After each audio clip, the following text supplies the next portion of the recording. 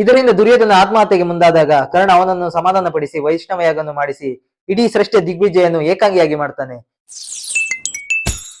ಹಿಂದಿನ ಸಂಚಿಕೆಯಲ್ಲಿ ದುರ್ಯೋಧನ ಕರ್ಣಾದಿಗಳು ಪಾಂಡವರನ್ನು ಅವಮಾನಗೊಳಿಸಲು ಘೋಷಯಾತ್ರೆಗೆ ದ್ವೈತವನಕ್ಕೆ ಬಂದಿದ್ದು ಮತ್ತು ಚಿತ್ರಸೇನನ ಮುಖಾಮುಖಿಯಾಗಿದ್ದು ಹಾಗೂ ಮೊದಲಿಗೆ ಕರ್ಣ ಚಿತ್ರಸೇನನ ಸಾವಿರಾರು ಗಂಧರ್ವ ಯೋಧರನ್ನು ಕೊಂದಿದ್ದು, ನಂತರ ಚಿತ್ರಸೇನನ ಮಾಯ ಯುದ್ಧಕ್ಕೆ ಸೋತು ವಿಕರ್ಣನ ರಥ ಏರಿ ಕರ್ಣ ಓಡಿ ಹೋಗಿದ್ದು, ನಂತರ ದುರ್ಯೋಧನ ಬಂದಿಯಾಗಿದ್ದು ಹಾಗೂ ದುರ್ಯೋಧನ ಸೈನಿಕರು ಧರ್ಮರಾಯನ ಬಳಿ ಬಂದು ಈ ವಿಚಾರ ತಿಳಿಸಿದ್ರ ಬಗ್ಗೆ ಹೇಳಿದ್ದೇನೆ. ವಿಷಯ ತಿಳಿದಾಗ ಭೀಮ, ನಾವು ಮಾಡಬೇಕಿದ್ದ ಕಾರ್ಯವನ್ನು ಗಂಧರ್ವರೇ ಮಾಡಿದ್ದಾರೆ, ಇದರಿಂದ ನಮಗೆ ಬಹಳ ಲಾಭವಾಗಿದೆ ಎಂದು ಹೇಳ್ತಾನೆ. ಆದ್ರೆ ಧರ್ಮರಾಯ, ನಮ್ಮಲ್ಲಿ ಎಷ್ಟೇ ಜಗಳ ಇದ್ದರೂ ಹೊರಗಿನವರು ಬಂದಾಗ ನಾವು 105 ಜನ ಸಹೋದರರು ಎಂದು ತಿಳಿಸ್ತಾನೆ.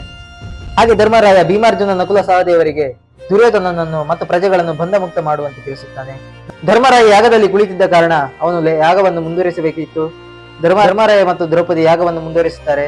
ಉಳಿದ 4 ಸಹೋದರರು ಚಿತ್ರಸೇನನ ವಿರುದ್ಧ ಯುದ್ಧಕ್ಕೆಂದು ಬರುತ್ತಾರೆ. ಮೊದಲಿಗೆ ಭೀಮಾರ್ಜುನರು ಪರಿಣಾಮಕಾರಿಯಾಗಿ ಯುದ್ಧ ಮಾಡುವುದಿಲ್ಲ, ಸಾಮಾನ್ಯ ಅಸ್ತ್ರಗಳಿಂದಲೇ ಸೋಲಿಸಲು ಪ್ರಯತ್ನ ಮಾಡ್ತಾರೆ. ಆದ್ರೆ ಚಿತ್ರಸೇನನ ಮಾಯ ಯುದ್ಧಕ್ಕೆ ಇವರು ಭೀಕರ ದಾಳಿ ಮಾಡಲೇಬೇಕಾಗುತ್ತದೆ. ಭೀಮಾರ್ಜುನರು ಚಿತ್ರಸೇನ ಎಲ್ಲ ದಾಳಿಗಳನ್ನು ಎದುರಿಸಿ ಅವನ ಮಾಯೆಯನ್ನು ಭೇದಿಸಿದಾಗ ಚಿತ್ರಸೇನ ಭೀಮಾರ್ಜುನರ ಮುಂಭಾಗ ಬರುತ್ತಾನೆ. ಚಿತ್ರಸೇನನ್ನು ನೋಡಿದ ಅರ್ಜುನ ಇದು ತನ್ನ ಗುರು ಎಂದು ಗುರುತಿಸಿ ಅವನ ಬಳಿ ಮಾತಾಡುತ್ತಾನೆ. ಹಾಗೆ ದುರ್ಯೋಧನ ಮತ್ತು ತಮ್ಮ ಕುಟುಂಬದವರು ಮತ್ತು ಪ್ರಜೆಗಳನ್ನು ಬಿಡಲು ಹೇಳುತ್ತಾನೆ.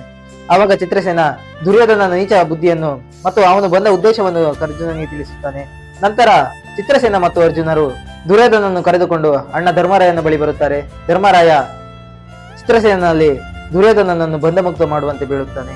ಹಾಗೆ ಚಿತ್ರಸೇನ ದುರ್ಯೋಧನನನ್ನು ಬಂಧಮುಕ್ತ ಮಾಡ್ತಾನೆ.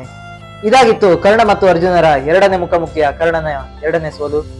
ಇದರಿಂದ ದುರ್ಯೋಧನ ಆತ್ಮಹತ್ಯೆಗೆ ಮುಂದಾದಾಗ ಕರ್ಣ ಅವನನ್ನು ಸಮಾಧಾನಪಡಿಸಿ ವೈಷ್ಣವಯಾಗನ್ನು ಮಾಡಿಸಿ ಇಡೀ ಸೃಷ್ಟಿಯ ದಿಗ್ವಿಜಯನ್ನು ಏಕಾಂಗಿಯಾಗಿ ಮಾಡ್ತಾನೆ.